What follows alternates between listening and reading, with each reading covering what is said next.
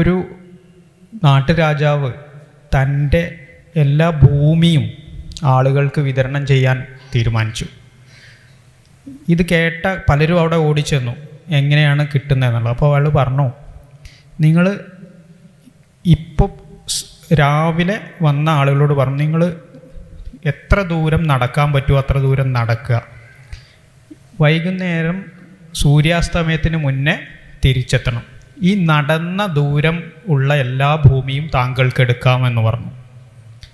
അപ്പോൾ ആ മനുഷ്യൻ നടക്കാൻ തുടങ്ങി. ആദ്യം കുറച്ച് കഴിഞ്ഞപ്പോൾ ഓടാൻ തുടങ്ങി. കാരണം എത്രയും കൂടുതൽ ദൂരം കവർ ചെയ്താൽ അത്രയും ഭൂമി കിട്ടുമെന്നുള്ള ആ ഒരു അത്യാഗ്രഹത്തിൽ ഓടാൻ തുടങ്ങി. ദാഹം തോന്നി, വിശപ്പ് തോന്നി, പക്ഷെ നിന്നില്ല. കാരണം എന്താ വെച്ച് കഴിഞ്ഞാൽ അതിനൊക്കെ നിന്ന് കഴിഞ്ഞാൽ അത്രയും സമയം നഷ്ടപ്പെടുകയാണ്, അത്രയും ഭൂമി എനിക്ക് കിട്ടുന്നത് നഷ്ടപ്പെടുകയാണ് എന്നുള്ള ചിന്തയിൽ അയാൾ ഓടിക്കൊണ്ടേയിരുന്നു. അവസാനം അയാൾ തിരിച്ച് നമ്മുടെ മഗ്‌രിബായപ്പോഴേക്കും ഈ നാട്ടുരാജാവിൻ്റെ അടുത്ത് തിരിച്ചെത്തി ഇങ്ങനെ പറഞ്ഞു, ഞാൻ ഇത്രയും ദൂരം പോയി. അവിടെ തിരിച്ചെത്തി അയാൾ പക്ഷേ അവിടെ തളർന്ന് വീണ് മരണപ്പെട്ടു പോയി. അവസാനം അയാൾ 6 അടി മണ്ണിലാണ് കബറടക്കിയത്. അപ്പോൾ അവിടെ ഒരു ചോദ്യം വന്നു, ഒരു മനുഷ്യന് എത്ര ഭൂമിയാണ് ആവശ്യമെന്ന്. അപ്പോൾ അവസാനം നമുക്കൊക്കെ ഈ ഒരു 6 അടി മണ്ണ് മാത്രമേ ആവശ്യമായിട്ടുള്ളൂ. അപ്പോൾ ആ ഒരു തരത്തിലുള്ളൊരു ചിന്തയിൽ നിന്നുള്ള ഒരു ഗോൾ സെറ്റിംഗ് ഈ ലോകത്തിലുള്ള പ്രൊഫഷണൽസുകൾ എന്നുള്ള എല്ലാവർക്കും ആവശ്യമുണ്ട്. ആ ഒരു ഗോൾ സെറ്റിംഗ് ഉണ്ടായാൽ തന്നെ വർക്ക് ലൈഫ് ബാലൻസും റിലീജിയസ് ബാലൻസും എല്ലാം നമുക്ക് നേടിയെടുക്കാൻ കഴിയും. നമ്മൾ ഈ പറഞ്ഞതുപോലെ പ്രബോധനം എന്ന് പറയുന്നത് ഏതെങ്കിലും പണ്ഡിതന്മാരോ അല്ലെങ്കിൽ അറബി കോളേജിൽ പഠിച്ചവരോ മാത്രം ചെയ്യേണ്ട ഒന്നല്ല. അത് ഓരോരുത്തരും, നമ്മൾ മുസ്ലിമീങ്ങളായ ഓരോരുത്തരും ചെയ്യേണ്ട ഒരു കർത്തവ്യമാണ്, അല്ലെങ്കിൽ കടമയാണ് എന്ന് നമ്മൾ മനസ്സിലാക്കേണ്ടതുണ്ട്. ഇപ്പോൾ ഈ അടുത്ത് ഒരു യോഗത്തിൽ നമ്മുടെ ബഹുമാന്യനായ KNM പ്രസിഡൻറ്റ് സംസാരിച്ചപ്പോൾ ഒരു കാര്യം പറഞ്ഞു, നമ്മൾ ഒരു പ്രബോധകൻ കൂടിയായ കച്ചവടക്കാരനല്ല ആവേണ്ടത്, നമ്മളൊരു കച്ചവടക്കാരൻ കൂടിയായ പ്രബോധകനാണ് ആവേണ്ടത്. എന്ന് പറഞ്ഞാൽ നമ്മുടെ ഏറ്റവും വലിയ കടമ എന്ന് പറഞ്ഞാൽ പ്രബോധനമാണ്. ദുനിയാവിയായിട്ടുള്ള കാര്യങ്ങൾക്ക് ചെയ്യണ്ട എന്നുള്ളതല്ല, പക്ഷേ അത് രണ്ടും ഒന്നിച്ചു കൊണ്ടുപോകാൻ നമുക്ക് സാധിക്കേണ്ടതുണ്ട്. ഇപ്പം ഞാൻ നേരത്തെ പറഞ്ഞ പോലെ നമുക്കൊരു പ്രൊഫഷണൽ ലൈഫിലൊരു ഗോൾ സെറ്റ് ചെയ്ത് കഴിഞ്ഞാൽ അതിനനുസരിച്ച് നമുക്ക് ഇപ്പോൾ ഒരു ഡോക്ടർ എന്നുള്ള നിലയ്ക്ക് എനിക്കിപ്പോൾ വേണമെങ്കിൽ 24 മണിക്കൂറും വർക്ക് ചെയ്യാനും പറ്റും, പക്ഷേ 8 മണിക്കൂർ കൊണ്ട് എൻ്റെ ജോലി തീർക്കാനും പറ്റും. അതെങ്ങനെ?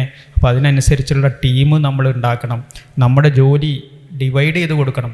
അപ്പോൾ അങ്ങനെ ആകുമ്പോൾ നമുക്കിങ്ങനെയുള്ള നേരത്തെ പറഞ്ഞ പോലെ നമ്മളങ്ങനെ ഓടിക്കൊണ്ടേ ഇരുന്ന് കഴിഞ്ഞാൽ നമുക്ക് ഇഷ്ടം പോലെ നേരത്തെ പറഞ്ഞ പോലെ പൈസ ഉണ്ടാക്കാൻ കഴിയും. പക്ഷേ അവിടെയല്ല വിജയം എന്നുള്ളതും അൾട്ടിമേറ്റ് ആയിട്ടുള്ള വിജയം പരലോകത്താണെന്നും മനസ്സിലാക്കിക്കൊണ്ട് അതിനു വേണ്ടിയുള്ളൊരു സമയം കണ്ടെത്താൻ നമുക്ക് ഓരോരുത്തർക്കും കഴിയേണ്ടതുണ്ട്. ഇപ്പോൾ നമ്മൾ ഒക്ടോബർ 12-നാണ് പ്രൊഫെക്സൽ പ്ലാൻ ചെയ്തിട്ടുള്ളത്. എനിക്ക് എൻ്റെ പ്രൊഫഷണൽ സുഹൃത്തുക്കളോട് പറയാനുള്ളത്, നമ്മളൊരു കോൺഫറൻസിന് വേണ്ടി 3-4 ദിവസം ലീവ് എടുക്കും. നമ്മൾ പലപ്പോഴും ടൂർ പോകാൻ വേണ്ടിയിട്ട് 3-4 ദിവസം ലീവ് എടുക്കും. പക്ഷേ ഒരൊറ്റ ദിവസത്തെ ഒരു ഇസ്ലാമിക ഒത്തുചേരലിന് വേണ്ടിയിട്ട് നമ്മൾ പറയുമ്പോൾ നമുക്ക് ഭയങ്കര തിരക്കാണ്. നമ്മളെല്ലാവരും പറഞ്ഞിട്ടുണ്ടാവും, ഇതിനൊക്കെ പലപ്പോഴും ഒഴിവ് പറയും, എനിക്ക് അങ്ങനെയുണ്ട്, എനിക്ക് എമർജൻസി സർജറി ഉണ്ട്, അല്ലെങ്കിൽ എനിക്കൊരു എമർജൻസി ആയിട്ടൊരു മീറ്റിംഗ് അറ്റൻഡ് ചെയ്യാനുണ്ട്, എനിക്കൊരു പ്രൊജക്റ്റ് തീർക്കാനുണ്ട്. പക്ഷെ നാം മനസ്സിലാക്കേണ്ടതുണ്ട്, ഈ ഒരു പ്രബോധന കർത്തവ്യമാണ് നമ്മുടെ ഏറ്റവും വലിയ ദൗത്യം.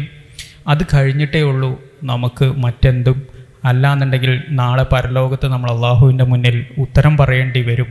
നമ്മൾ ഉത്തരം കിട്ടാതെ അവിടെ നിൽക്കേണ്ടി വരും എന്ന് എല്ലാവരും മനസ്സിലാക്കേണ്ടതുണ്ട്. ഈ പ്രൊഫെക്സലിനെ നമുക്ക് ഒരു വമ്പിച്ച വിജയമാക്കി മാറ്റേണ്ടതുണ്ട്.